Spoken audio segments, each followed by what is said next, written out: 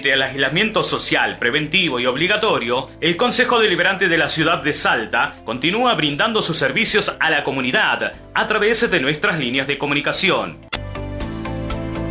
Un consejo más cerca tuyo. La construcción, motor de la economía.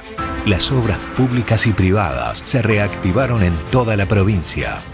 Con la colaboración del Ejército Argentino y empresas privadas, más los recursos provinciales, estamos construyendo pozos de agua en Salvador Massa, Rosario del Lerma, General Mosconi, Gaona, El Quebrachal, Santa Victoria Este, Paraje La Golondrina, Morillo y Tartagal. Además, iniciaremos la perforación de 12 nuevos pozos de agua en los departamentos declarados en emergencia sociosanitaria. Lo hacemos por vos, para que vivas mejor y tengas más oportunidades. Gobierno de Salta. Gobierno presente.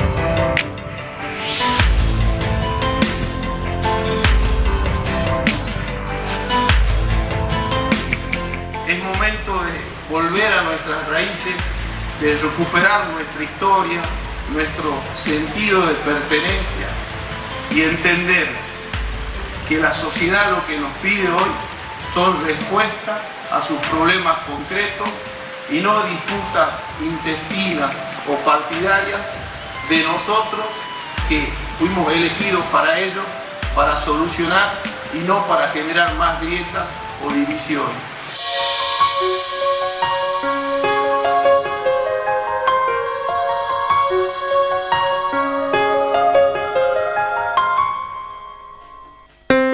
Estamos acondicionando el hospital de campaña. ¿Querés que una de estas camas tenga tu nombre o de algunos de tus seres queridos? Seguramente que no. Entonces, que el virus no te atrape. Quédate en casa. Que el coronavirus pase de largo. Respetá la cuarentena. Tartagal, nuestra ciudad, hoy se queda en casa.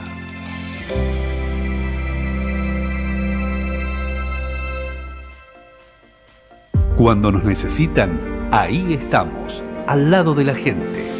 Empezamos a construir una ruta en la localidad de Los Toldos, dando solución a un problema histórico. Así podremos comunicarnos sin atravesar territorio boliviano. Tendrá una extensión de 76 kilómetros sobre una geografía de montaña selvática y permitirá comunicar Los Toldos con el resto del país por la ruta provincial 7. Me gusta que están haciendo el camino por acá porque así ya no doy vuelta por allá por, ¿cómo se llama? Por Bolivia, Palcaya, por ahí, ¿ves? Por acá está más derecho. Somos un gobierno presente que escucha y atiende las necesidades de la gente. Gobierno de Salta. Gobierno presente. En este tiempo aprendimos que el accionar de uno afecta a muchos y que el egoísmo es tan malo como la misma enfermedad. Es momento de ser responsables, de ser solidarios, de pensar en el otro. Juntos podemos fortalecernos para no volver atrás. Es fundamental que sigamos manteniendo las medidas de prevención para que todos podamos seguir trabajando con nuestros comercios abiertos, conservando las fuentes de trabajo.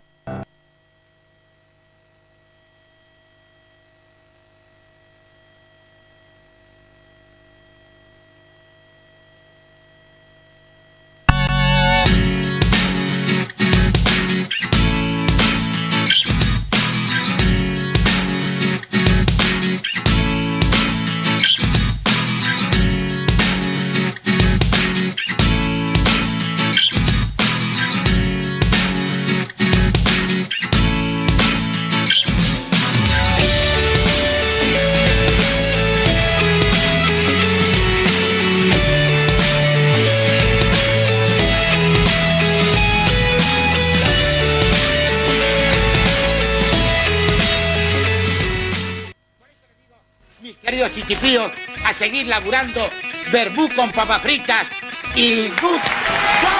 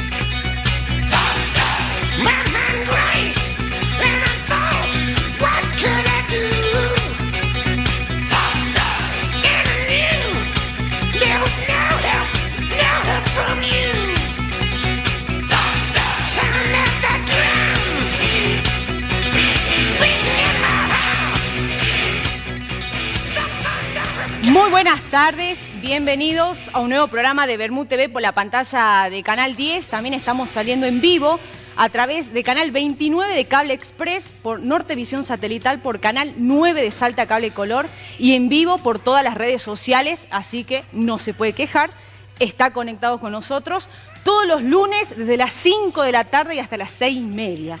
Y voy a arrancar, como todas las semanas, con nuestro editorial de todos los lunes, que hemos decidido en denominar Ninguna mujer nace para puta. El 30 de julio es el Día Mundial contra la Trata. Es decir, es el día de concientización contra la explotación de los cuerpos, de los niños, de las niñas, de las mujeres y de los hombres, tanto sexual como laboral. Salta, en cuanto a este delito, se encuentra entre las provincias del NOA con la mayor cantidad de denuncias sobre trata. Al menos, este es el número que indica el informe del año 2018 de la línea telefónica 145. Explotación sexual, captación de víctimas y búsqueda de personas son los principales delitos que lideran aquí en Salta. El 60% de las comunicaciones surgieron precisamente por parte de mujeres, pero no de mujeres que son víctimas, sino de mujeres que tomaron conocimiento de una situación de explotación, llamaron y denunciaron. Es por eso también que genera miedo el hecho de ir a denunciar y es por eso que el 48% de estas denuncias son anónimas. Mientras digo estos datos, yo me pregunto, y le pregunto al gobierno, ¿cuáles son las políticas de Estado que tiene hoy Salta en la lucha contra la trata de personas? Sin ir más lejos, este fin de semana fue noticia que se realizaron 7 allanamientos en inmuebles del microcentro salteño. Los medios de comunicación hablan de 12 víctimas recuperadas. Sin embargo, el área de derechos humanos del gobierno habla de 5. Sin embargo, off the record, prostitutas de la zona dicen que solo no son esas casas y esas mujeres donde fueron explotadas, sino que en el mismo sector, y lo quiero decir textual, hay más casas donde incluso se explotan sexualmente a menores de edad. Entonces la pregunta es, ¿quién denuncia lo hace porque crees que es competencia en este delito? ¿Y quien allana conoce esta situación o la desconoce? A ver, según la Fundación Volviendo a Casa, que es una de las ONG en Salta que lucha contra la trata, sostiene que las políticas de asistencia no van a existir si no se reglamenta de una buena vez por todas en Argentina la ley de trata y de tráfico de personas. No solo eso, todos los artículos que conllevan a la asistencia de víctimas de trata. Un bolsón de mercadería, un plan social, no es la solución para estas víctimas. Porque estas víctimas viven en una situación de vulnerabilidad. El gobierno hoy no tiene conciencia social tampoco, no la genera. ¿Cuál es esa conciencia social? De que la prostitución no es trabajo y de que esa víctima en prostitución está en una situación de vulnerabilidad. Tampoco existe un plan habitacional, algo que inmediatamente le permitiría a esa mujer poder empezar a planificar su vida, porque sale sin nada, ni siquiera con su cuerpo. No tiene a dónde ir, pero sí tiene a dónde volver. Y es a la calle, a ser explotada sexualmente y laboralmente en algunos casos. A ver, la trata de personas constituye una violación a los derechos humanos. Supone siempre una serie de discriminaciones que tienen que ver con la edad, con la raza, con el género. Afecta el derecho a la integridad, a la seguridad, a la libertad sobre todo, el derecho a gozar del más alto grado posible de salud física y mental, sobre todo de llevar una vida adecuada. En la Argentina, la mayoría de las víctimas de la trata proceden donde reina la inseguridad económica y en donde no están satisfechas las necesidades básicas, no solo de esa persona, sino tampoco de su familia. Y carecen de medios reales para una mejora social. ¿Pero por qué? Porque falta educación. Y volvemos a lo mismo, falta educación. A ver, mientras el gobierno quiera anunciar entre bombos y platillos allanamientos que se hacen 1 o 2 veces al año, no más que eso, después ni sabemos qué pasó con esas víctimas. O sea que mientras el gobierno provincial o el nacional no investiguen realmente las redes de prostitución y tráfico en Argentina, mientras no sepamos qué pasan con esas víctimas recuperadas que después vuelven a la explotación, esto es solo una mentira y una hipocresía. Las víctimas así nunca serán rescatadas y el gobierno de esta manera nunca va a luchar verdaderamente contra la trata, va a afrontar realmente a las redes de prostitución y va a defender y contener a las víctimas. Así arrancamos nuestro programa.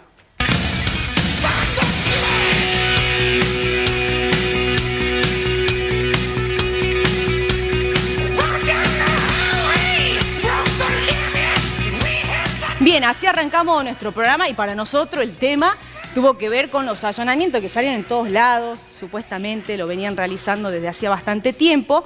Sin embargo, no sé qué tanta confianza le tiene la justicia federal a la de Salta, porque la provincia parece que no estaba enterada de que se iban a llevar estos allanamientos, ¿no? Un tema como para seguirlo, pero queríamos dejar muy bien en claro nuestra posición. Tengo mis invitados aquí sentados, así que le quiero empezar a preguntar con ellos lo que está pasando, la coyuntura política, social y económica de nuestro país y de Salta, por supuesto. Le pregunto al diputado nacional Miguel Nani, de la UCR. ¿Ya estamos, Miguel, cómo estás? Gracias por venir. Vanessa, ¿cómo estás? ¿Ya estamos viviendo la pandemia social y económica? Sí, tal cual. Lamento que el gobierno no muestre una hoja de ruta, ¿no? Yo creo que, a ver, en marzo, antes de que comience la pandemia, los indicadores económicos para Argentina eran muy complicados, ¿no? Si a eso al gobierno le añadís el COVID y si a eso le añadís que no hay un plan, una hoja de ruta, ¿y qué te digo la hoja de ruta? La hoja de ruta es un presupuesto, ¿no? Es la estimación de lo que va a entrar a la Argentina, de lo que va a gastar y de quiénes van a poder controlar ese presupuesto. Hoy el gobierno no lo tiene, no tiene un rumbo claro, marcado. La oposición ha procurado tener equilibrios finos para que el gobierno, con una carta blanca que le dimos al presidente, pueda renegociar la deuda. Esa renegociación, Dios quiera que llegue a puerto ahora en poquitos días porque se está demorando mucho. Y la verdad que uno lo ve en las calles, ¿no? Más allá de los datos económicos, es la inflación, ¿no? Argentina necesita que le entren recursos, no entran por el tema de la pandemia. Así que el panorama es muy complicado, ¿no? Yo creo que el presidente tiene que escuchar más, abrirse. Creo que los ejecutivos, y esto para todo el país, ¿no? Creo que no tienen que abusar de ese empoderamiento que le ha dado la pandemia, ¿no? Yo recuerdo cuando te entrevistábamos, casi cuando comenzaba la cuarentena, vos decías, bueno, está como medio oculta la grieta entre oficialismo y oposición por las circunstancias. A ver, era de incertidumbre, ni en la ciudadanía ni el gobierno sabía qué iba a suceder. Pero como que refloreció de golpe las diferencias. Yo creo que las diferencias reflorecen, a ver, desde la gestión nosotros no nos hemos opuesto ni a una sola ley vital para la Argentina. Ahora, cuando vimos falta de transparencia, donde vimos errores o traspieces, bueno, ahí levantamos nuestra voz, ¿no? Pero el presidente no puede decir que se ha encontrado con una oposición que lo obstruya, todo lo contrario. Yo creo que la gran ventaja que tiene este gobierno, que yo lamento que la desaproveche, es que tiene una oposición, una buena oposición, que es una oposición que busca equilibrio, ¿no? No busca desestabilizar. Está también José Vilariño, dirigente del Partido de la Victoria, aquí en Salta, también titular del Fondo Nacional del Tabaco. ¿Cómo ves a la oposición hoy cumpliendo su rol con el gobierno de Alberto Fernández? Recién Miguel habla de falta de transparencia. No sé en qué. Yo creo que es una situación atípica para la Argentina, para la política, para todo. Que creo que está llegando a su culminación, esto evidentemente, que es un impasse de 4 o 5 meses.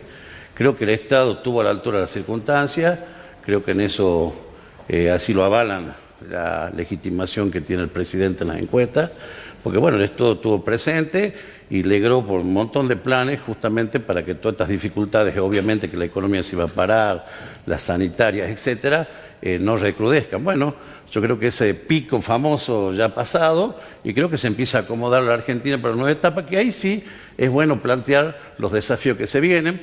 Por lo menos hizo un anuncio con el tema de apostar fuertemente a la producción y ahí sí me gustaría que tanto oficialismo como oposición estén sentados en la mesa y acuerden realmente una política mayormente consensuada para que la Argentina salga rápidamente.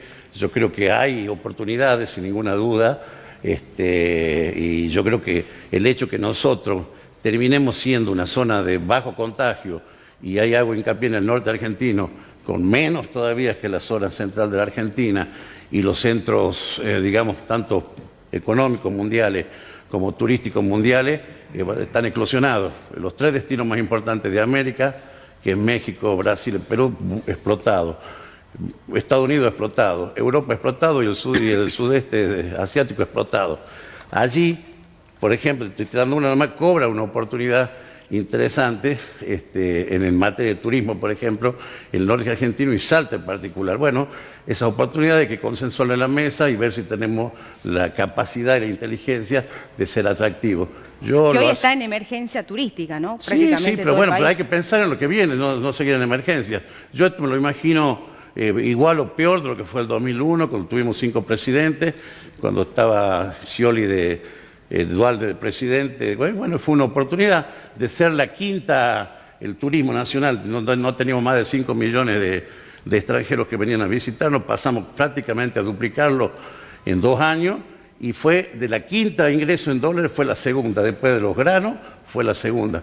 Entonces, vos, por ejemplo, en esa crisis, bueno, yo digo siempre las crisis de la oportunidad, así que bueno, creo que es el desafío y ojalá se ponga sobre la mesa y estemos a la altura de las circunstancias. ¿Vos crees, José, que es posible el equilibrio entre los dos sectores? Bueno, yo creo que se plantean las cosas claras y bueno, ahí el desafío de la política, ¿viste? De buscar esos consensos. Bien, está el diputado nacional Martín Grande. Martín, ¿cómo le va? Gracias por venir. ¿Cómo estás? ¿Mauricio Macri va a ser candidato a diputado nacional el año que viene?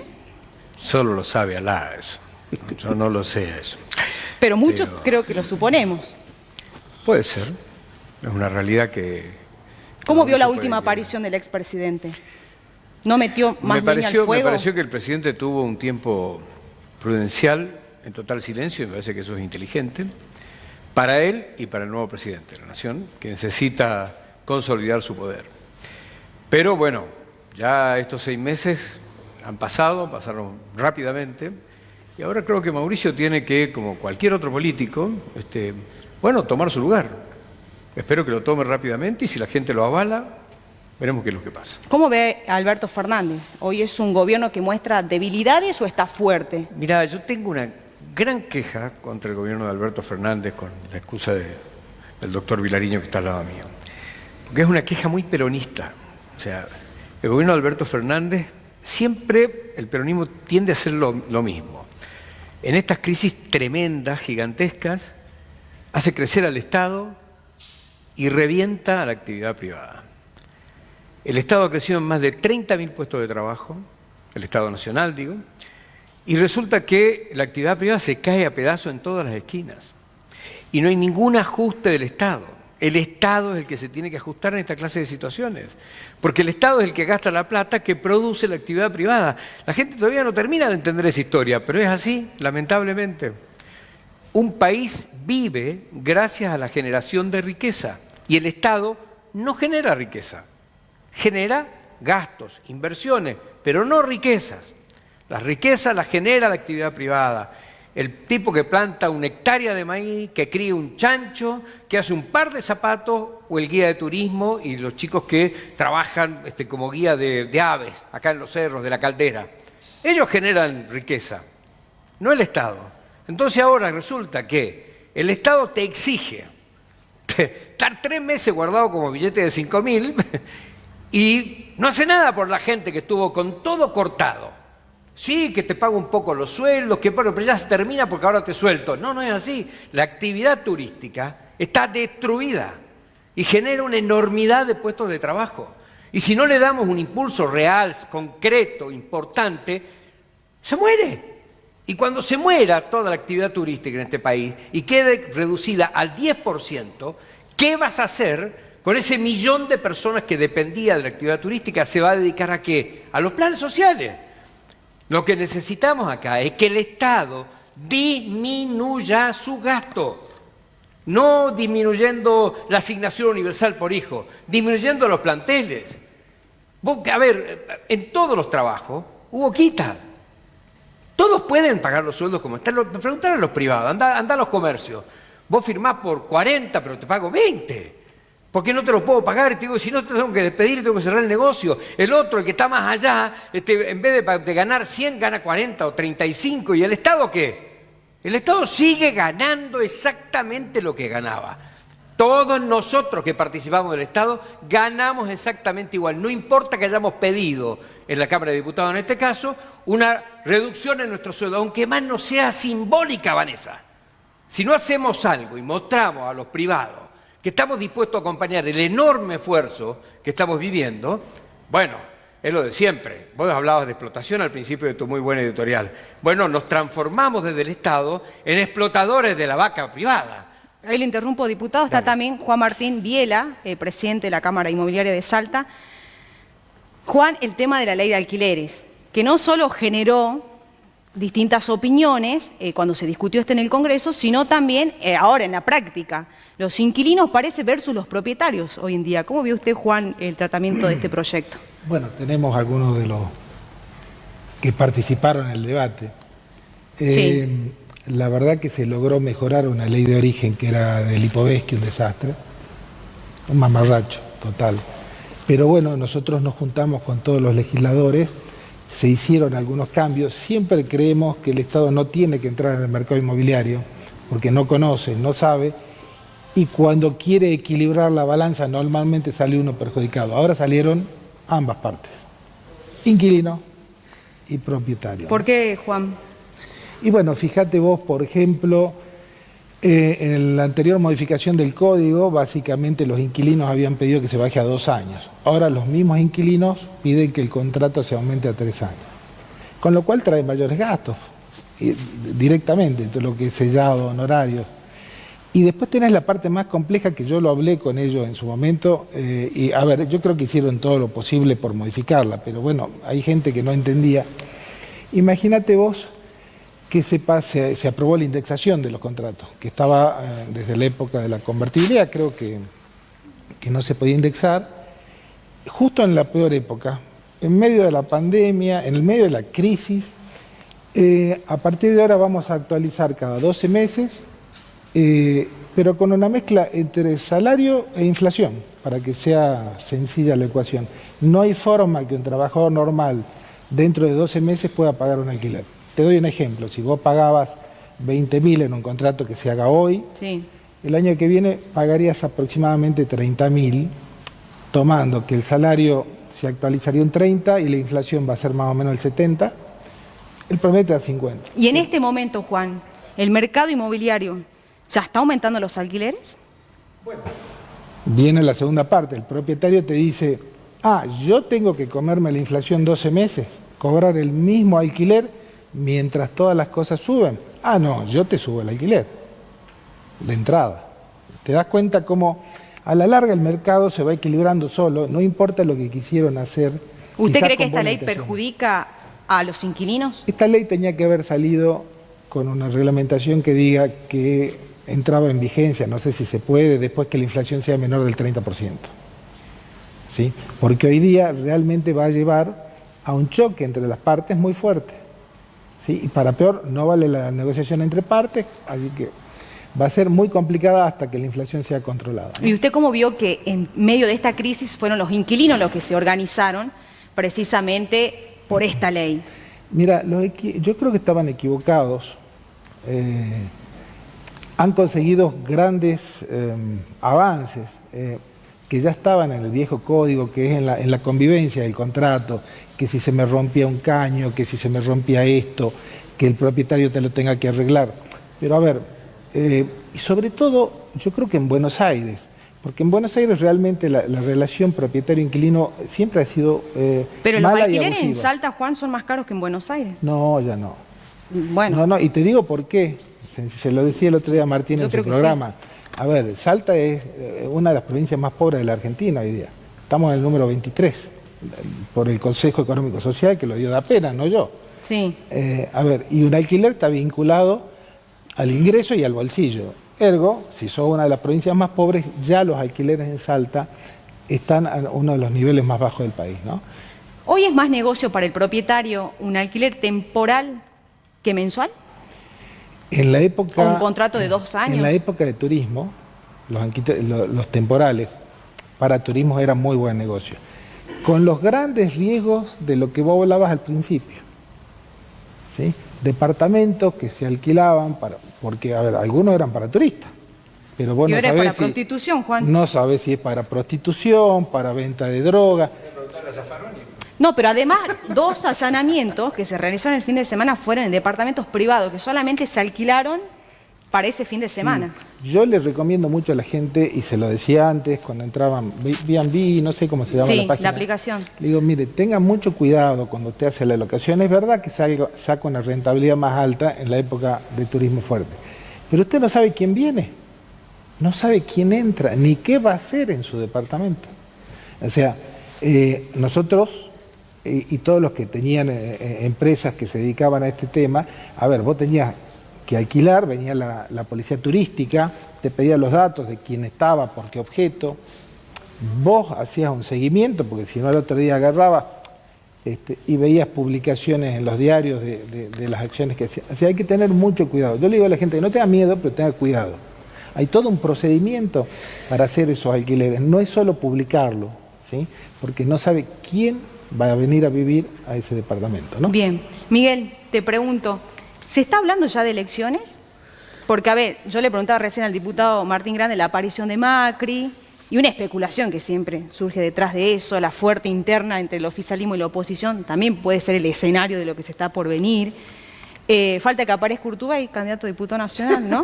Me imagino que va a suceder. O sea, dentro de la política, ya sé que me vas a decir que no, pero ¿se piensa también ya en las elecciones intermedias del año que viene? Mira, indudablemente, a ver, hay un año calendario que se va a terminar, ¿no? Y con eso van a cumplirse los mandatos constitucionales, está claro eso. Sí. Ahora, es muy difícil ver elecciones, y esto te lo digo sin un cassette puesto, estando en medio de una pandemia, ¿no? Es decir, la pandemia nos ha hecho escuchar cosas alocadas. Yo veía al primer ministro de Hungría que pedía que le prorroguen directamente el mandato, ¿no? Por el Parlamento, cosas así. Bueno, en los sindicatos está pasando eso. Bueno, ¿no? Pero digo, la democracia es sagrada, ¿no? Es decir, ha habido países también que en medio de la pandemia han ido a elecciones, ¿no? Entonces digo, será agenda del año que viene. Honestamente, yo no he visto movimientos en ninguna fuerza política, ni en la nuestra. ¿No viste aprovechamiento de dirigentes no, con la circunstancia para hacer política? No, a ver, yo veo que nos mandaron a la casa todos y 2 o 3 se pudieron hacer política, ¿no? Que son los ejecutivos. De ahí los márgenes enormes de aprobación del gobernador, de los intendentes, del presidente. Ahora, eso no es sano, ¿no? También el Parlamento existe, la legislatura tiene que estar atenta, tenemos que controlar lo que está pasando. Hoy hay un festival de gasto, ¿no? De la nación, de la provincia, sin que absolutamente nadie controle, no se sabe. O sea, ¿a ustedes los opositores les resulta difícil controlar también esa situación? Y hay un impedimento real, ¿no? Es decir... ¿No responden los pedidos de informe? No, además de eso, sino que digamos, la pandemia nos ha impedido, primero, estar en nuestro lugar de trabajo, en nuestro asiento de trabajo. O sea, perjudicó que sea el sistema virtual en el Congreso. A ver, yo creo que el sistema virtual está bueno cuando hay temas consensuados. Ahora, yo no iría jamás... ir a discutir la expropiación de Vicentín en una sesión virtual, ¿no? Por seguridad, por lo que implica el debate parlamentario y demás. José, ¿por qué pareciera que el presidente tiene siempre la necesidad de aclarar que él es el que toma las decisiones, que él está al mando del barco y que no es Cristina?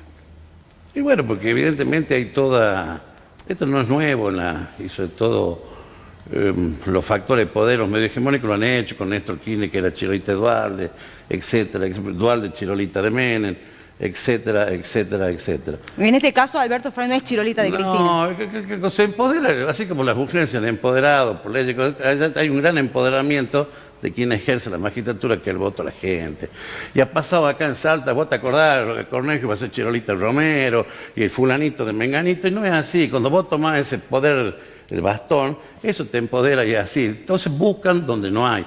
Él lo es, además no conoce a Alberto es un tipo que tiene decisiones muy firmes, que es un hombre de consenso, que buscará, pero una vez que toma la decisión, la toma, va fuerte, y si tiene que reconocer errores, por ejemplo, si es una diferencia, puede volver atrás, ¿me entendés? O esperar. Pero no, en absoluto, no. Él no conoce a Alberto. ¿Usted cree que despertó por ahí más diferencias? No sé si hay ni siquiera diferencia entre Alberto y Cristina, pero la mesa con los empresarios. Acá, primero que nosotros, para ganar, se hizo una coalición. Si no hubiera ganado Cristina. Evidentemente, ella visualizó que no ganaba. Entonces buscó una coalición donde incorporamos sectores que no estaban con ella. Alberto... ¿Usted es más cristinista o albertista? No, yo soy más cristinista, pero eso no quita que sea un hombre de sentido común y de racionalidad. Eso me lo da la práctica de la política y años de llevar en esto. Entonces yo creo que él está claramente expresando esa coalición política, y yo creo que se manifiesta que con las decisiones importantes, o en esa reunión con los empresarios, o en la reunión con la oposición, etcétera, se sienta él, lo sienta al presidente de la Cámara, lo sienta a Máximo. Pues creo que la expresión de esta coalición que hizo posible esta gobernabilidad. Bueno, entonces yo creo que él va a apostar y va a trabajar para eso. Yo una sola cosa, aprovecho que está el diputado, porque conocimiento, no hay 30.000 diputados. No, te explico por qué. Sí, a ver. Acá en Salta hay 9 cargos nuevos que han entrado.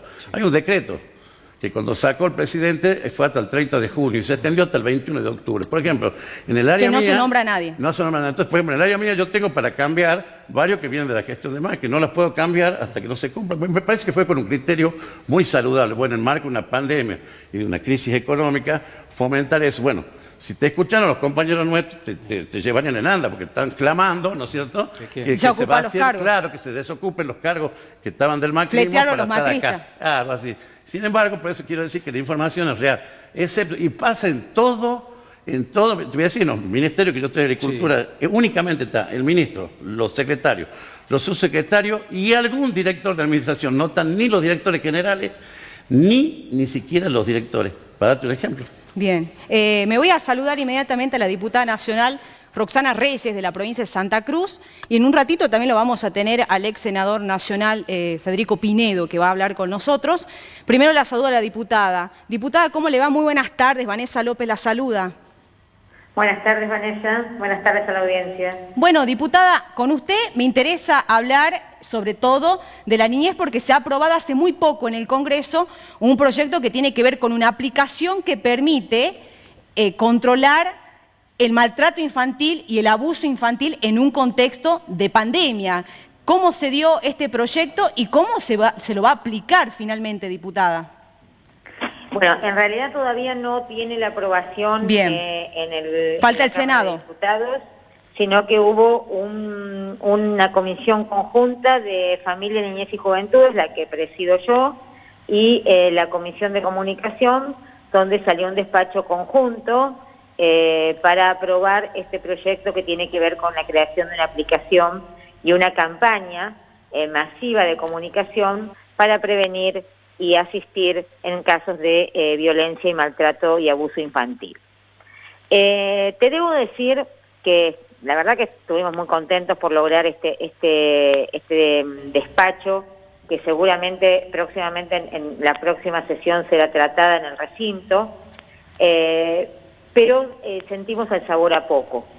¿Y por qué te lo digo? Porque el proyecto original, que hasta ahora no ha sido acompañado por el oficialismo, supone la creación o la nacionalización de la línea 102, que es la línea de atención, porque no solamente tenemos que contar con la aplicación y con la campaña, sino con una línea de 3 números fácilmente recordables y con que se asocie a la denuncia de maltrato y abuso infantil. Sí. Y sobre todo lo necesitamos ahora.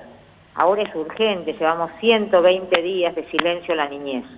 120 días de silencio a asistir y a cuidar a aquellos que probablemente convivan con quienes los agreden o los abusan. Y vos sabés que no están los colegios, no están los docentes, no están los clubes, los compañeros, los compañeritos de colegio, todos aquellos que pueden ver una señal de un niño, de una niña maltratada o abusada. Entonces era, lo decimos y lo repetimos, muy importante que el Estado reaccionara y que rápidamente generara una campaña y una línea y que del otro lado pudiéramos encontrar organismos perfectamente capacitados para asistir y recibir este tipo de problemáticas, ¿no? Ahora, diputada, ¿cómo funcionaría esta aplicación?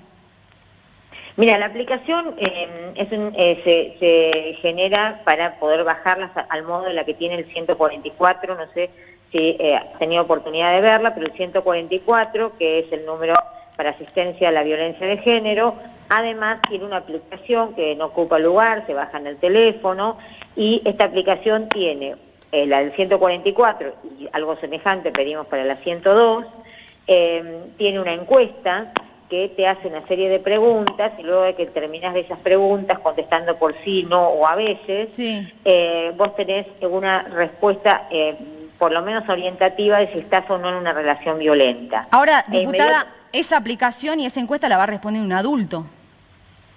Mira, hay que ver en realidad hacia dónde va dirigido, porque puede ser respondida por un menor, porque no va a ser interactivo, simplemente es indicativo, ¿sí?, de determinadas cuestiones, y eso le va a permitir acudir a un número de emergencia o a un chat de emergencia, que tiene que estar asistida por personas capacitadas para recibir el llamado y el pedido de asistencia de un menor, ¿no? Diputada, ¿cuánto tiempo más se prevé que esto se pueda discutir en el Senado y finalmente aprobarse? Mira, nosotros estamos esperando una sesión, si no es esta semana, la próxima, donde hay otros temas a tratar. Sabemos que está en cartera y en agenda una moratoria, también una emergencia turística, que es uno de los temas que también se deben abordar, y sin duda, y soy una de las mayores voces que se levantan desde el lugar que ocupo, sin duda el tema de la niñez merece esta atención, así que esperemos que se trate en la próxima sesión, sea esta semana o la próxima semana. Diputada, le cuento que acá están 2 colegas suyos dentro de la Cámara de Diputados, el diputado Miguel Nani, de la UCR de Salta, y Martín Grande, del PRO. Y estamos hablando de la coyuntura que tiene que ver con la pandemia. ¿Usted, diputada, cree que en esta etapa de cuarentena se puede confiar en la responsabilidad ciudadana como para ir flexibilizando la cuarentena? Mira, todo depende de cómo ha trabajado y cómo ha gestionado la crisis y la pandemia cada uno de los gobiernos locales, porque hay distintas situaciones. Yo te puedo decir que en mi provincia yo veo un alto nivel de responsabilidad y cuidado. Se han respetado todas las disposiciones y todas las normativas que se han fijado, pero a veces esto no va acompañado de la responsabilidad que deben tener los distintos gobiernos. ¿sí? Sí. En el caso de Santa Cruz, en este momento Río Gallegos está con 200 casos, se ha disparado de tener 50 casos a 200 en menos de 4 días. Esto con la población que tenemos nosotros es muy importante y está asociado a un debilitamiento de los sistemas de control, pero que tenía que ver con el control sanitario a cargo del Estado, tanto en el ingreso de gente que venía de otros lugares con alta circulación de virus, como en el control y seguimiento de cómo se llevan adelante las cuarentenas en los casos de que había que guardar cuarentena.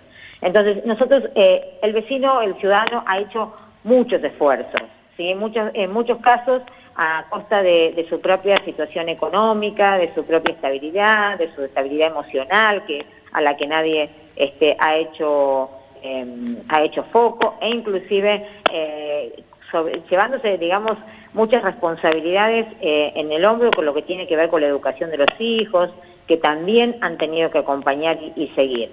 Pero hay lugares donde el acompañamiento gubernamental y a través de los organismos que están encargados del control sanitario ha sido eficiente, y hay algunos que han demostrado, como en el caso de Río Gallegos, en la provincia de Santa Cruz, la capital, una alta deficiencia en el manejo de la gestión. Así que eso también es un elemento a tener en cuenta, ¿no?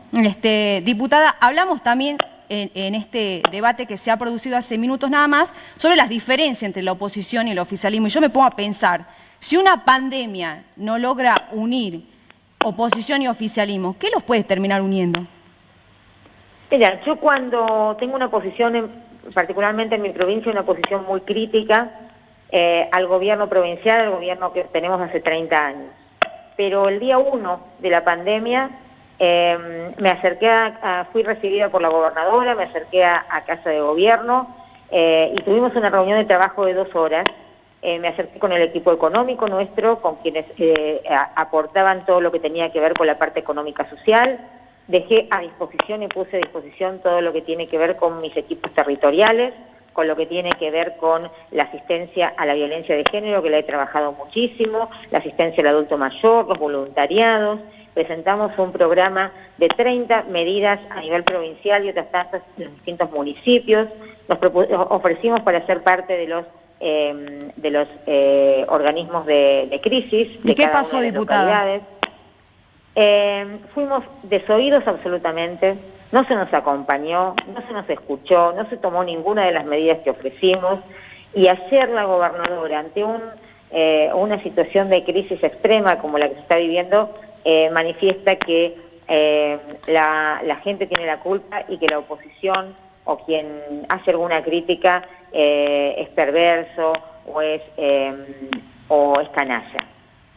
Calificativos que no ayudan a cerrar una grieta. Cuando no aceptamos el disenso, la pandemia no puede ser excusa para no tener diferencias, siempre y cuando las sepamos canalizar y para no poder escuchar a la voz de quienes también representamos y hemos sido elegidos por el voto popular. Creo que hay que cerrar esas diferencias, pero yo se lo mandé a decir a la señora gobernadora, quien puede lo más es quien tiene que hacer un mayor esfuerzo para que estas diferencias se cierren. Quien puede escuchar, quien puede convocar, quien puede poner a disposición los órganos del Estado para que se puedan cumplir determinadas cuestiones de seguridad y de tranquilidad hacia la población y hacia la oposición, está en mejores condiciones que nosotros para contribuir a que se cierre la grieta. No ayuda para cerrar la grieta un presidente hablando en términos peyorativos de la oposición y una gobernadora, en el caso de la gobernadora de Santa Cruz, hablando de perversos, de cretinos o de canallas. Diputada, la verdad que eso claramente no suma. Qué bueno sería también presentar un proyecto como lo hizo el Ministerio de la Mujer para plantear la violencia de género, un proyecto que tenga que ver también con los cuidados y la protección de la niñez, ¿no? Porque son las víctimas ocultas de la pandemia hoy. Así es, así es. Nosotros tenemos muchos temas en cartera. Lo que pasa es que también es cierto, ahí el diputado se lo podrá ratificar, que la virtualidad no nos ha ayudado en esto del trabajo legislativo en un momento de pandemia. Yo soy de aquellos diputados que piensan que así como están los médicos frente al virus y están los camioneros en la ruta. Yo hice 3.000 kilómetros para ir y venir al Congreso desde mi provincia. Así como hay tantos servicios esenciales, un poder del Estado como la Cámara de Diputados de la Nación es un servicio esencial y no puede estar cerrado y no puede estar trabajando en forma virtual en un momento en que la ciudadanía necesita que nosotros estemos hablando de todas las situaciones de crisis que requieren nuestra intervención. Hoy tendríamos que estar trabajando contrarreloj para hablar de los transportistas escolares, para hablar de los jardines maternales, para hablar de la crisis en el turismo, para hablar del cierre de la empresa como el caso de LAM, la situación que puede darse con la producción agropecuaria, puertos, agroindustrial. O sea, tenemos muchos temas para tratar, las moratorias que hay que también tratar, el tema de la niñez, quién le habla a los niños, quién le explica a los niños qué es lo que está pasando, ¿sí? ¿Qué estamos haciendo con el grooming, con el acoso infantil? Deberían estar trabajando a pleno todas las comisiones y aquellos que son grupo de riesgo, bueno, sí estar habilitados para hacerlo en forma virtual. Bien, diputada. Creo que eso ha perjudicado mucho el trabajo. Le agradezco muchísimo por su tiempo, que tenga muy buenas tardes. Muchas gracias a ustedes, hasta luego. Hasta luego. Bueno, ahí mencionaba algo importante la diputada, que es la complicación hoy para sesionar. Sin embargo, el Poder Judicial empieza a funcionar. O sea, estaba paralizado, pero ahora empieza, diputado. Bueno, algo. La verdad es que la virtualidad no es una cosa menor, hay que darle el valor que realmente tiene. Sobre todo para la gente que vive en el interior, ir a Buenos Aires, que es el foco más grande de COVID-19 que hay en el país, y volver... es toda una invitación a que esparzamos el virus por todo el país. Yo creo que hay una época que nos debimos haber mantenido en reserva.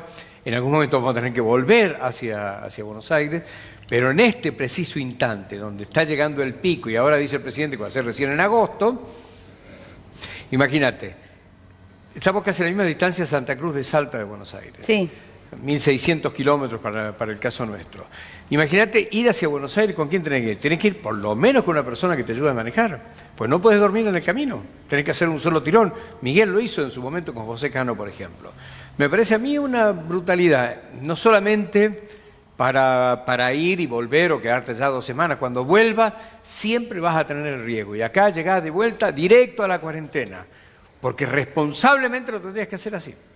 Ahora, pensar que este tema del COVID trajo cosas que nos sirven para aprender es importante. ¿Por qué tenemos que ir los diputados a sesionar en comisión? En comisión podemos hacerlo perfectamente bien a través de Internet, no hay problema para la comisión.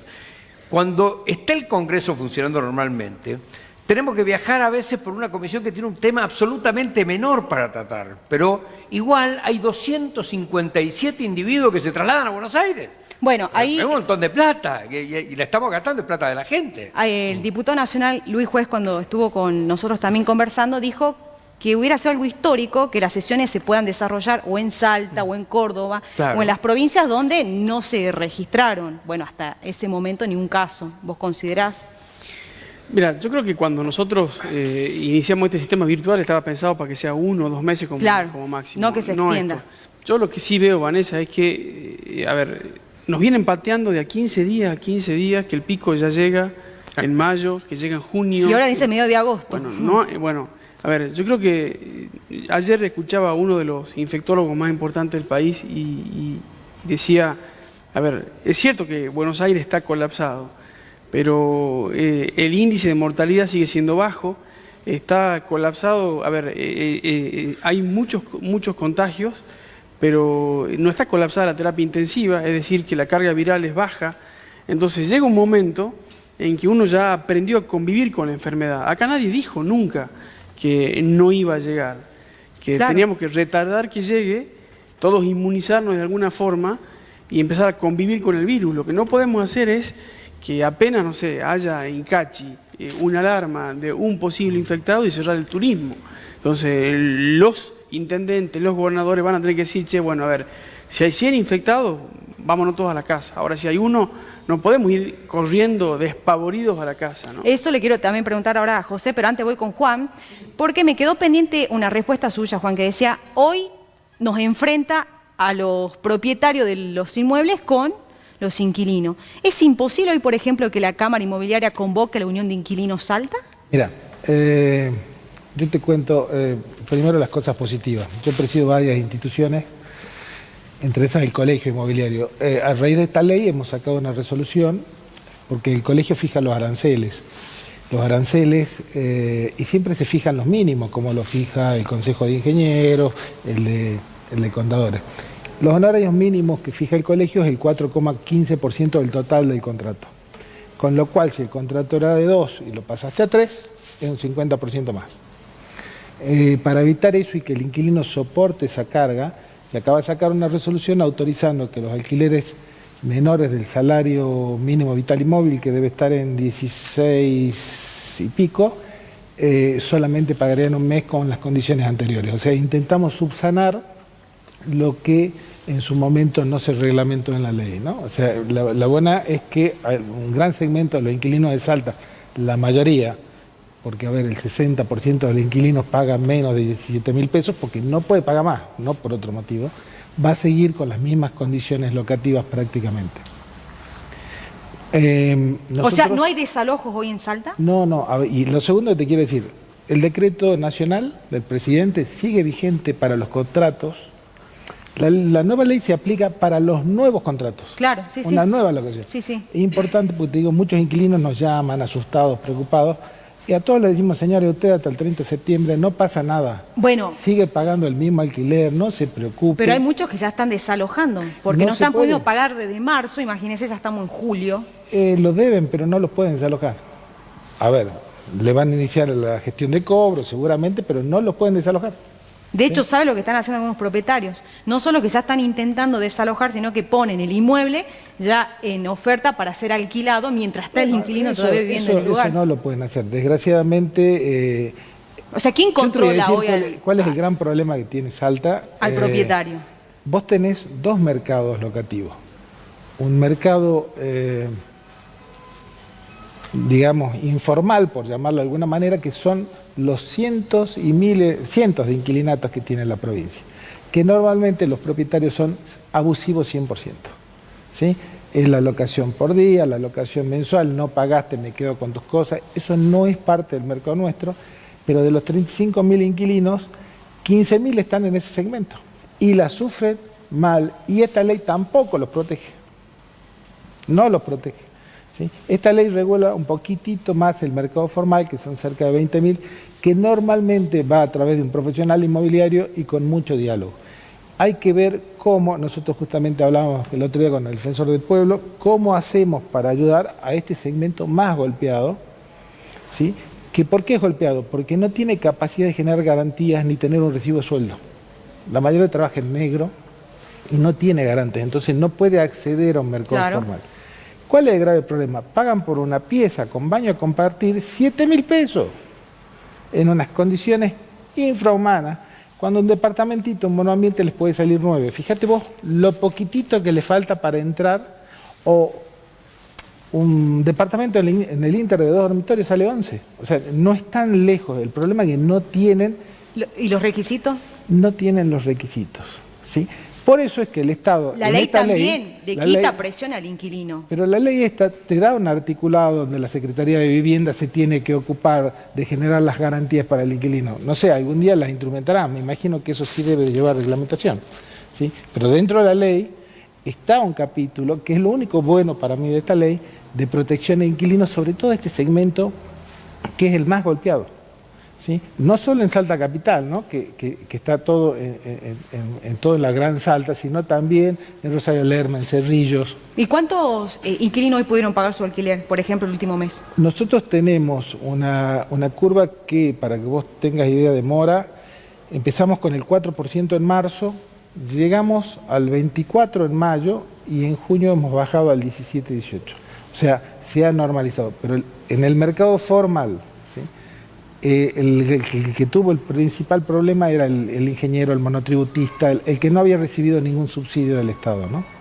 Pero ojo que hay una parte de la ley que si el Estado actúa, podemos ayudar a una gran cantidad, te digo, 15.000 inquilinos no es poco, son 15.000 familias que necesitan y viven en una piecita de techo de chapa con un baño a compartir y bastante fea situación, ¿no? Bien, José, recién hablaba Miguel de cómo se está manejando en la provincia el tema de sanitario. ¿Cuánta plata le llegó a Gustavo Sáenz para la pandemia? Yo te pregunto esto porque estábamos hablando también de los test y lo que decía el diputado. Ir y volver no debería significar un problema para alguien que quiera ir a otra provincia y volver. Porque si existen test masivos que se estén haciendo en la provincia y están en los hospitales, no tendría que haber problema en el control del que entra o el que sale. Pero resulta que eso es privado. Si uno quiere entrar o salir, lo tiene que pagar. Así es.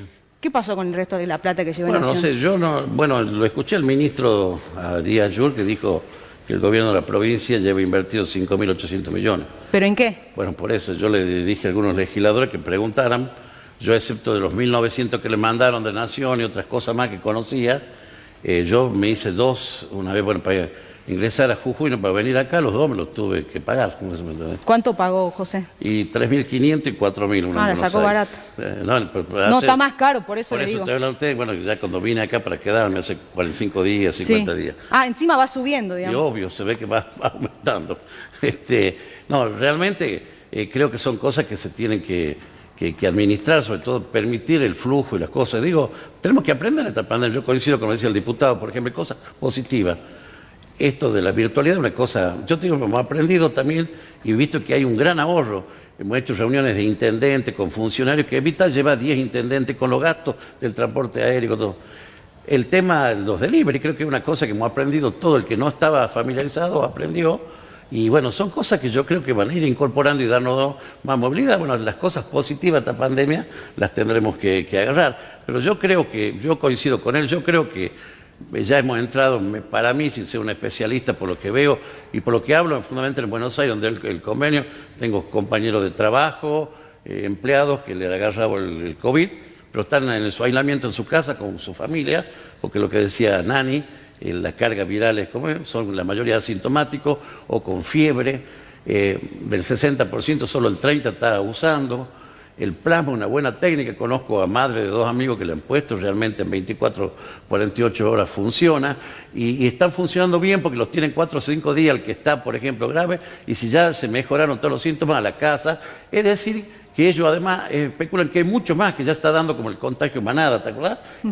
Así que es muy posible que vamos a terminar. Algunos no saben que están contagiados, son totalmente asintomáticos, y yo creo que esto a la larga, yo creo que en agosto se empieza a dar la realidad, y yo creo que tanto el gobierno nacional como la provincia de Buenos Aires y la ciudad, creo que han venido preparando ese terreno, y obviamente con las advertencias, caso que se dé, focalizar y aislar, digamos, ¿no? ¿Está partido el Frente de Todos en Salta? No, pasa que el Frente, digamos, o sea, no, porque fue una... Más o menos, dice Martín Grande. Mira, fue una alianza electoral. Hay una interna entre el Oso Leavi versus déjame la hizo una diputada, coalición electoral. Se me fue. Cuando se ganó es fácil, que gana todos. Nora Jiménez. No, en absoluto.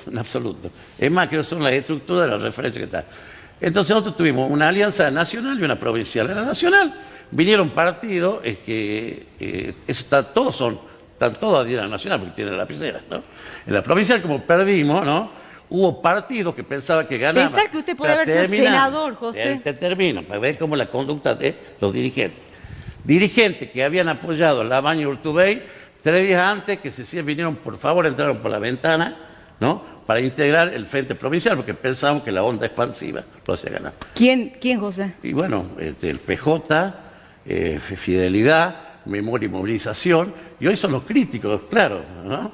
O sea, ¿no? Pero ellos saben que no tuvieron la misma conducta que ahora dicen el gobierno que adhiere, porque ellos llevaron la baña Urtubey. Y obviamente que como perdés, eso es difícil de evitarlo. Entonces yo creo que Nora Jiménez y el Oso son 2 estandartes en el Senado, tienen punto de vista, manejan bien de historias políticas distintas, pero está funcionando muy bien. Obviamente hay gente que aspira a otra cosa. Hoy es momento de construir y esperar que esto, yo por eso coincidía con los tiempos electorales, ya vendrán. Los más jóvenes son más apresurados, creen que es el tiempo de tirar a los viejos, ¿no? Y hacerse de la oportunidad, ¿no? Y yo digo que no, hay que esperar tranquilo, ¿viste? Esto ya va a llevar sus tiempos y bueno, cuando llegue el momento de la política, llega el momento de la política. ¿Quiere ser diputado nacional, José? No, nada, lo que usted nada ya. ¿Quiere seguir en el cargo que está? Y creo que soy más útil de ahí. Ya, por ejemplo, a Salta le he bajado 1.800 millones y a 7 provincias 6.000 millones en la pandemia.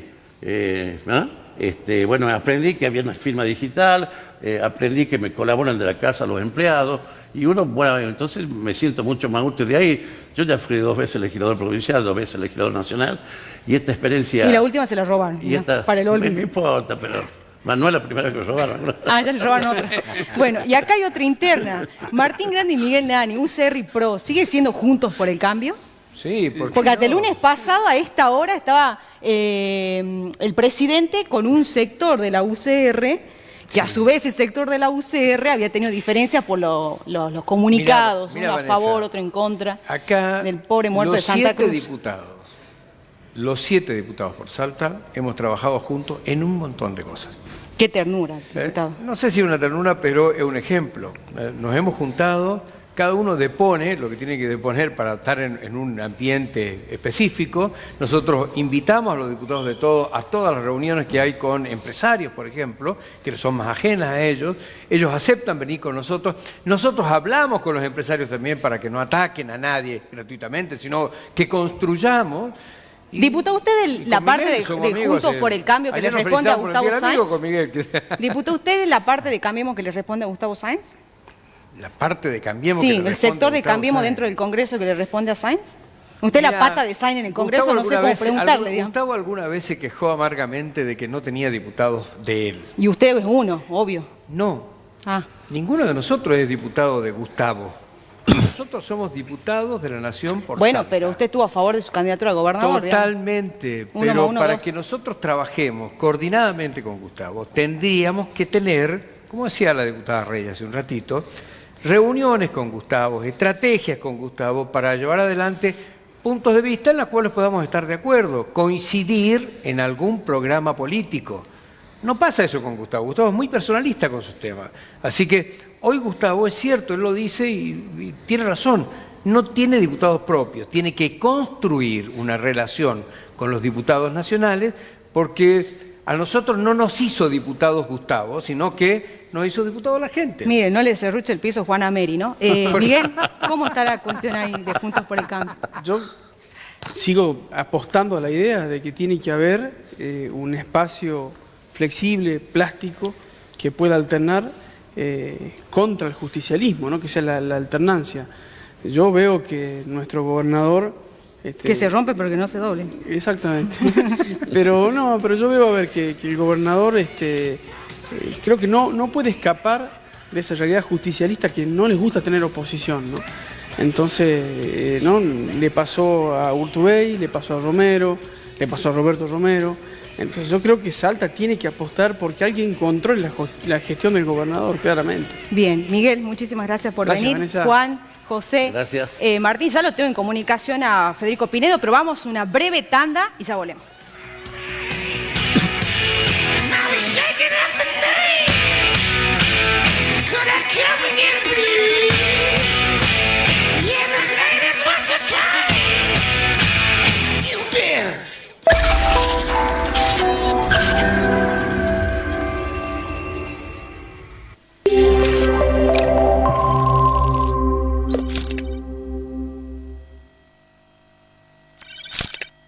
Cuando nos necesitan, ahí estamos, al lado de la gente.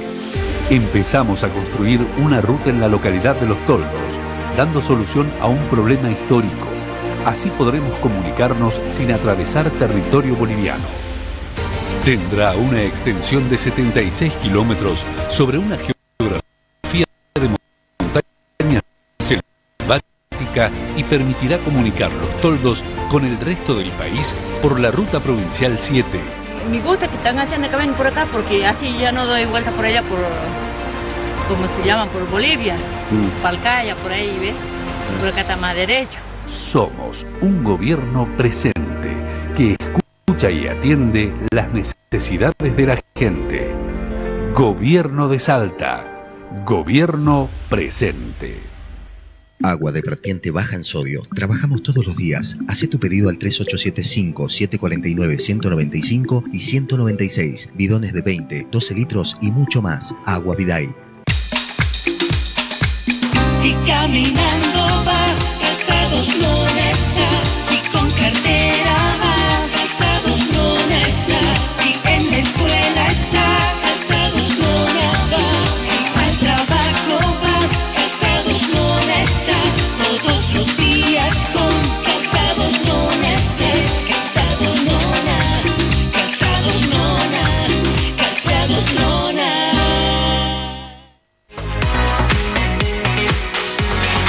Son tiempos de empatía para las empresas, y lo entendemos. Por eso, ofrecemos nuestras pantallas con un descuento del 70% para que puedas concientizar o informar respecto al coronavirus. Más que nunca, contás con nosotros.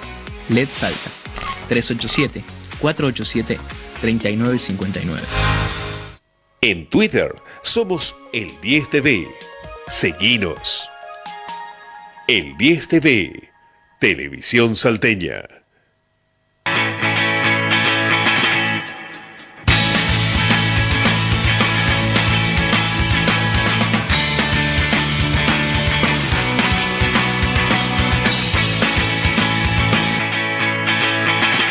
¿Soñás con tener tu casa propia? ¿Necesitas remodelar o ampliar algún espacio? Realizamos proyectos de arquitectura, elaboramos planos municipales y hacemos el seguimiento de tu obra. Nos adaptamos a diferentes estilos y nos especializamos en la decoración de interiores y diseños de muebles de cocina, baños y vestidores. Facilidades de pago y recibimos tarjetas de crédito. Pedí una entrevista y te asesoramos sin cargo. Elegí Miró Arquitectura, Sarmiento 160, teléfono 431-3253.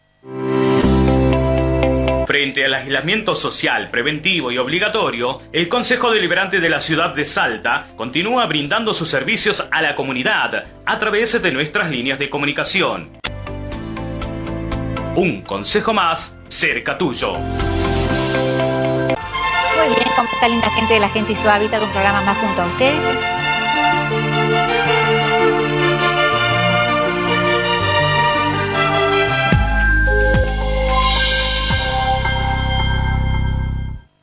Salta Negra, une lo dulce de nuestras matas con el amargo del lúpulo, logrando un balance perfecto de sabor.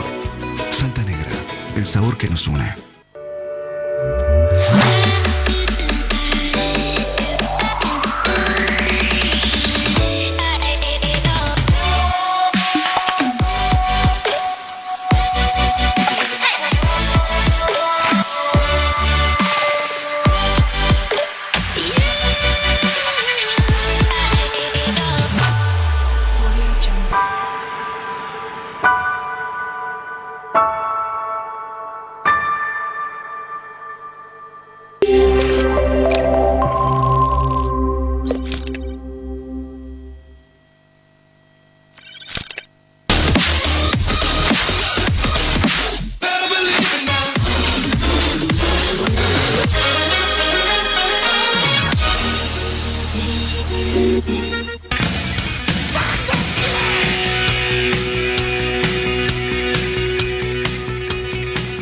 Y volvemos con la última parte de nuestro programa. Ustedes saben que estamos hasta las 6:30 de la tarde aquí en vivo por Canal 10. Y me voy a saludar inmediatamente, que ya está vía Skype con nosotros comunicados, el ex senador nacional, mandato cumplido, Federico Pinedo, además expresidente de la Nación. Federico, ¿cómo le va? Muy buenas tardes. Vanessa López los saluda. ¿Qué tal? ¿Cómo les va? ¿Cómo andan? Muy bien, Federico, muchísimas gracias por mantener este contacto con nosotros. Siempre le digo a los legisladores, funcionarios o personalidades de la política nacional que es muy importante que tengan acceso y que podamos acceder a sus voces, a sus pensamientos, a sus posiciones políticas, más allá de las coyunturas, desde el interior del país, ¿no? Porque muchas veces es difícil poder contactarlos y traer su voz para que la ciudadanía aquí en el norte argentino, a más de 2.000 kilómetros de distancia, como digo yo, también puedan escucharlos en vivo. Federico, se acaban de ir el diputado nacional Miguel Nani y el diputado nacional Martín Grande, con una queja contundente. No ven un plan claro del gobierno nacional para la pospandemia, para lo que se va a venir. Y yo me pregunto, ¿cuál es el plan que le puede sugerir hoy la oposición a Alberto Fernández, Federico? Bueno, nosotros creíamos que era posible que el presidente tuviera un plan que no lo expresara, no lo hiciera conocer hasta terminar la negociación de la deuda, que es un dato importante del esquema económico del país, ver cuánto hay que pagar de lo que uno debe, ¿no? Pero en estos días nos hemos enterado de su opinión de que él en realidad no cree en los planes económicos. Entonces lo que tenemos es una enorme incertidumbre. Nosotros hemos trabajado desde la oposición bastante entre los partidos que conforman Juntos por el Cambio, el radicalismo, el PRO, la coalición cívica, sectores del peronismo que lidera Miguel Pichetto y que participan de nuestra coalición política. Hemos venido trabajando hace bastante tiempo en qué es lo que sería necesario para la salida de la crisis. En realidad esta es una crisis que se viene arrastrando desde el 2018. Así que no es un tema nuevo para nosotros esta discusión y este trabajo, pero sin duda ahora se ha profundizado de manera escalofriante, ¿no? Sí. Es probable que terminemos con cerca de 900.000 puestos de trabajo menos y con la mitad de la población bajo la línea de pobreza, lo cual son números humanos desesperantes. Entonces no me cabe la menor duda de que tenemos que tener un plan de salida. Lo que nosotros creemos es que la Argentina no tiene crédito externo, la Argentina por lo tanto no va a poder financiar los planes de reactivación económica necesarios para salir de la crisis y generar empleo. La Argentina tampoco tiene ahorro interno. Chile tiene en los bancos la gente ahorrada más o menos lo mismo que producen todo un año. Y eso es lo que los bancos le prestan al sistema productivo chileno. Nosotros, en lugar de tener el 100% de todo lo que producimos ahorrado en los bancos para ser prestado, tenemos el 10%. Y es un número absolutamente insuficiente para financiar la expansión económica del sector privado y las necesidades cada vez más grandes del sector público. Así que ese es otro problema. No tenemos una moneda y no podemos aumentar impuestos, porque los impuestos de la Argentina son altísimos. Entonces, ¿qué es lo que nos queda? ¿Qué herramienta tenemos? La única herramienta que tenemos es la herramienta del futuro. En el presente no tenemos herramientas. Tenemos la herramienta del futuro, que es la confianza. La confianza nos puede resolver un montón de problemas porque la economía funciona para adelante, funciona para el futuro. Cada vez que uno toma una decisión económica, comprar algo, vender algo, producir algo, contratar a un trabajador o ser contratado para trabajar, uno está pensando en que va a mejorar su situación en el futuro. Así que si generamos confianza en el futuro, la economía argentina se va a empezar a mover y se va a generar crédito. Porque los argentinos tienen muchos ahorros en el exterior o abajo del colchón. Así que ahí hay una oportunidad. Pero hay que generar confianza. Y nosotros creemos que hay que generar confianza con acuerdos políticos.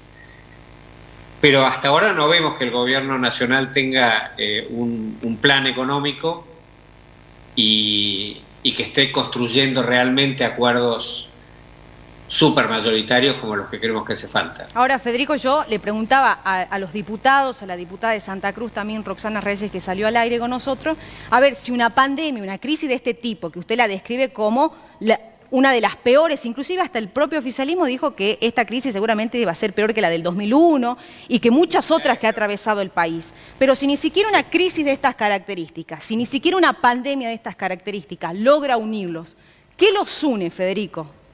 ¿Qué los puede unir? No, nos une la Argentina, pero el general Perón decía una cosa, que era primero la patria, después el movimiento, que eran los partidos, y después los hombres. Y muchas veces hay muchos políticos que hacen exactamente al revés. Primero su ambición personal, para ocupar tal cargo, para que no perder tal otro, para lo que fuera. Después el partido, y después la patria al final, lo que queda. Y entonces me parece que en este caso, claramente lo que necesita la Argentina es un plan de estabilización económica y de reactivación económica. Y para eso requiere una montaña de confianza. Y para eso requiere acuerdos muy sólidos, que para nosotros son en 4 pilares, que es la calidad institucional, incluyendo muy centralmente la imparcialidad de los jueces, para generar confianza en la sociedad.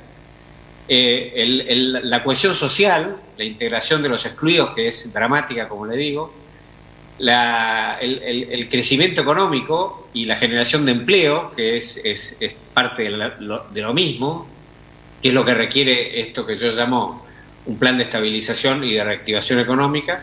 Y por último, los vínculos internacionales, porque alguien tiene que comprarnos lo que los argentinos podemos producir y vender, y si no tenemos las relaciones internacionales correspondientes, no nos van a comprar lo que nosotros podemos vender y producir.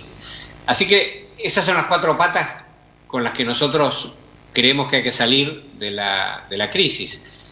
Y estamos dispuestos a acordar sobre esa base. Pero bueno, la responsabilidad principal, por supuesto, que es del gobierno. ¿Cómo se recuperan las libertades de nuevo, Federico? Porque algo que ha ido irritando, que ha puesto no solo en una crisis social y económica a la propia sociedad, sino ha tenido que ser esta nueva forma de vida que estamos llevando, ¿no? Y ha tenido que ser lamentablemente con la quita de libertades. ¿Cómo las recuperamos a las libertades ahora? Lo primero que hay que hacer es no dejar que las autoridades, no estoy hablando del gobierno, de Alberto Fernández, del gobernador de Salta, ni de nadie en particular, Sí. digo en general, los ciudadanos. Sí. Lo que tenemos que hacer es evitar que las autoridades nos quiten nuestra libertad. Nosotros votamos a un vecino nuestro para que administre, como el vecino de la casa al lado, para que administre lo que es de todos. En ningún momento votamos a alguien para que nos quite la libertad. La democracia es el gobierno del pueblo, y el pueblo es todo el pueblo, las mayorías y las minorías. Y hay que respetar los derechos de las personas, que son parte esencial, obviamente. Para eso están los gobiernos democráticos, para respetar los derechos de las personas. Así que los ciudadanos tenemos que evitar que nos quiten la libertad, en primer lugar. Por supuesto que en determinadas circunstancias hay que ceder libertades para poder convivir. Nos pasa en la vida siempre, hasta con los amigos, hoy que es el Día del Amigo. Pero una cosa es eso y otra cosa es que todo lo que nosotros hagamos no sea ordenado o prohibido por el gobierno, ¿no? Así que ahí yo creo que tenemos, por lo menos desde nuestra visión del PRO y de nuestra visión de Juntos por el Cambio, nosotros privilegiamos 3 patas, 3 partes de un triángulo. Por un lado la salud pública, por otro lado la producción y el empleo, que es lo que estaba hablando recién, que es muy esencial, y por otro lado la defensa de las libertades, que para nuestro espacio político son fundamentales. Federico, perdón, recién hablaba usted del Día del Amigo, ¿no? ¿Este gobierno nacional es un club de amigos? No, hay muchos enemigos. Claramente. Pero no, tampoco tiene por qué serlo, digamos. Pero más allá de la amistad, lo que yo creo es que tenemos que ser conscientes de que todos trabajamos para algo que nos une, que es los argentinos y la Argentina. Y entonces hay algo que está por encima nuestro. Y entonces si la Argentina y el pueblo argentino necesitan determinados resultados, las personas a las que votamos para que nos gobiernen desde la oposición o desde el oficialismo tienen que ocuparse de que esos resultados se consigan. Y para eso tienen que ponerse de acuerdo para que se consigan. Esa es nuestra mirada. Federico, ¿usted cree que hoy Alberto Fernández está en un momento donde está construyendo poder para sí mismo, para su sector, para el albertismo, si se quiere, teniendo en cuenta que, bueno, muchos de la oposición inclusive sostienen que la que gobierna y la que tiene el poder hoy en el país es Cristina? Bueno, Alberto Fernández se ha juntado con empresarios, se ha juntado con parte de la UCR, del PRO, el lunes pasado. A ver, él también tratará de construir su propio poder con algunos aliados de la oposición. Lo que pasa es que yo creo que estamos obligados a trabajar juntos en las cosas importantes de la Argentina. Pero construir poder, Federico, a futuro, electoral. Lo que pasa es que, vuelvo a Perón, se supone que este es un gobierno peronista, se supone. Entonces deberían oírlo a Perón. Primero la patria, después el movimiento, después los hombres. Si piensan en el tema electoral, están pensando en el movimiento, no están pensando en la patria. Si piensan en su cargo, en construir poder para sí mismos, están pensando en los hombres, no están pensando ni en el movimiento ni en la patria. Primero la patria. Entonces, en este momento, yo creo que el pueblo argentino va a votar mayoritariamente en la elección del año que viene, a fin del año que viene, falta un montón. No debería ser la preocupación de este momento. Pero en octubre del año que viene, cuando el pueblo vote, yo creo que va a votar a los que trabajaron para la Argentina y para los argentinos, no a los que trabajaron para ganar la elección, ellos y su partido, o para ocupar un cargo, construir poder para ellos mismos. Así que yo creo que el presidente debe tener claro esto. Comprendo las dificultades, porque yo creo que acá lo que está pasando, para decirlo con toda franqueza, es que hay una agenda del pueblo que es la angustia por la salud y la angustia por la economía. La economía personal, la economía familiar, la posibilidad de llevar un salario a la familia, ¿no? Para alimentarla y para pagar las cuentas. Entonces, esas son las angustias y la agenda del pueblo, la salud y la economía. Y hay una parte del gobierno que tiene una agenda propia, que es el tema de los juicios de la corrupción, que es el tema de atacar a los jueces, que es el tema de atacar a sus adversarios. Y bueno, esta es una agenda de un grupo chiquito de personas, no es la agenda del pueblo. Yo creo que, francamente, deberíamos poner casi toda la energía que tenemos en la agenda del pueblo. Este colapso y este vaciamiento del sistema de salud que somos testigos, Federico, no solo en Capital Federal, en el Gran Buenos Aires, sino en todas las provincias, imagínense, en las del norte, las más pobres. Tiene que ver con que nadie, se lo voy a decir así sin pelo en la lengua, que nadie le dio bola al sistema de salud durante años. El sistema de salud argentino es complejo, es un sistema que tiene tres patas. Por un lado está las obras sociales sindicales. Sí. Es parte del sistema privado de salud. Exacto. Decíamos que no es del Estado, que no es público. Esto es una parte enorme del sistema de salud. Y ahí hay algunos sindicatos y algunas obras sociales que trabajan bien y otros que trabajan mal. Hay un sistema privado de salud que es prepago, y bueno, también funciona razonablemente bien. Y después está el sistema público, que es el de los hospitales públicos, donde se atienden la gente que no tiene cobertura ni sindical ni privada. Exacto. Y esto depende de las provincias, depende de la salud pública, es una obligación principal de las provincias, no de la nación. La nación, por supuesto, que asiste a eso. Y por eso hay algunas provincias que están en mejor situación que otras. Ninguna organización está prevista para una pandemia como la que nosotros estamos teniendo. Así que es obvio que el sistema de salud nunca va a estar... Es como ninguna ciudad está preparada para una inundación que venga aquello 70.000 milímetros en una hora, digamos, porque nada se estructura de esa manera para una cosa que pasa una vez cada 500 años. Entonces... Acá lo que pasa en Argentina, Federico, es que con unos milímetros nada más, unas gotas que caen ya se inundan. Sí, estoy de acuerdo con usted. Que forma parte de la corrupción, ¿no? También. Estoy de acuerdo con usted. Lo que pasa es que ahí es donde tenemos que ver y ser más serios, los políticos y los ciudadanos. Estoy ahora cómodo en mi rol de ciudadano y no tengo ninguna función pública. Tenemos que ser más serios cuando se discute el presupuesto de la ciudad, de la provincia y de la nación. Porque ahí es donde se ve cuál es el orden de prioridades que los políticos le ponen al tema. Y entonces vemos cuánto se pone en salud, tanto. Pero no hay que quedarse con eso, que se aplica el X% del presupuesto para salud, sino qué es lo que hacen con esa plata. Claro. Y entonces la calidad del gasto público es un tema hiper importante. Y que muy poca bola le da y muy poca cosa se conoce, ¿viste? Exacto. Los políticos tienden mucho a hacer lo contrario de lo que decía Perón. Primero ellos, después el movimiento y al final la patria, ¿viste? Eso es un problema de la condición humana, pero digamos, tenemos nuestros representantes en las legislaturas, en el Congreso, tienen que ser más duros en el seguimiento de eso y en comunicarle al pueblo qué es lo que el gobierno hace con su plata. Sí, hoy está más peronista que Alberto Fernández, le digo Federico, ¿no? Le hago la última. Los peronistas les hablo en el idioma que ellos deberían conocer, aunque no parece que lo conocieran tanto. Mauricio Macri, Federico, ¿va a ser candidato a diputado nacional el año que viene? Y es mi última pregunta. No sé. La verdad que no sé, creo que él tampoco sabe.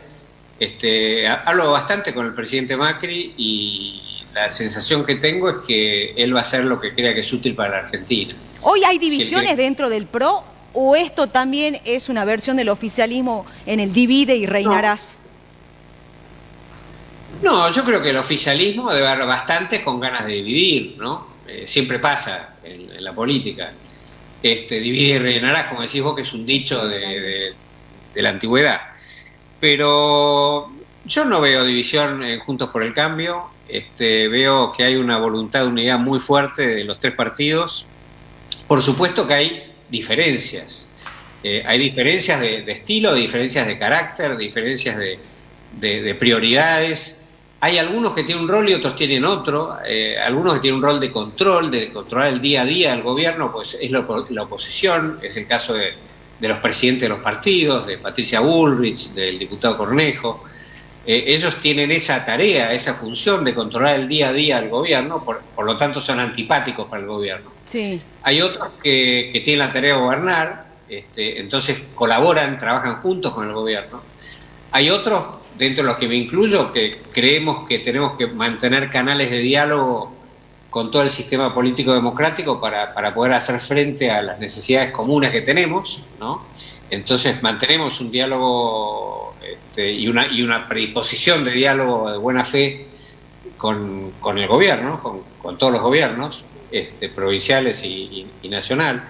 Así que cada uno tiene su rol y por supuesto que entonces hay diferencias, pero son las diferencias normales que tiene que haber, me parece. Perfecto. Federico, le agradezco muchísimo este contacto, que haya marcado su posición política, también su impronta, y que haya participado, por supuesto, en el bloque federal de nuestro programa político. Le agradezco muchísimo, que tenga muy buenas tardes.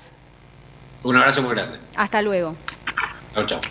Ahí lo escuchaban entonces a Federico Pinedo, senador nacional, mandato cumplido, ex presidente de la Nación, además uno de los hombres más cercanos al ex presidente también, Mauricio Macri. Hoy tuvieron todas las voces, hoy escucharon de lo que está pasando y de qué se está discutiendo dentro de las mesas chicas de la política, tanto nacional como provincial. Yo me despido de todos ustedes, nos reencontramos el próximo lunes, que terminen bien su día.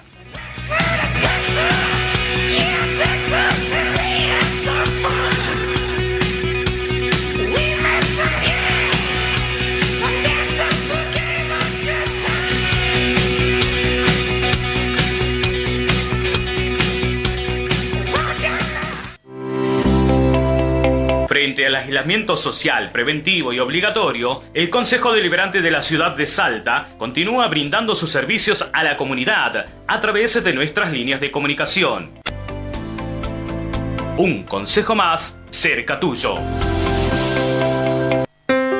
Estamos acondicionando el hospital de campaña. ¿Querés que una de estas camas tenga tu nombre o de algunos de tus seres queridos? Seguramente que no. Entonces, que el virus no te atrape, quédate en casa, que el coronavirus pase de largo, respetá la cuarentena. Tartagal, nuestra ciudad, hoy se queda en casa.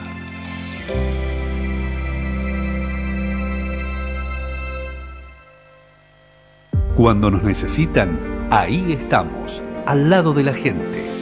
Empezamos a construir una ruta en la localidad de Los Toldos, dando solución a un problema histórico.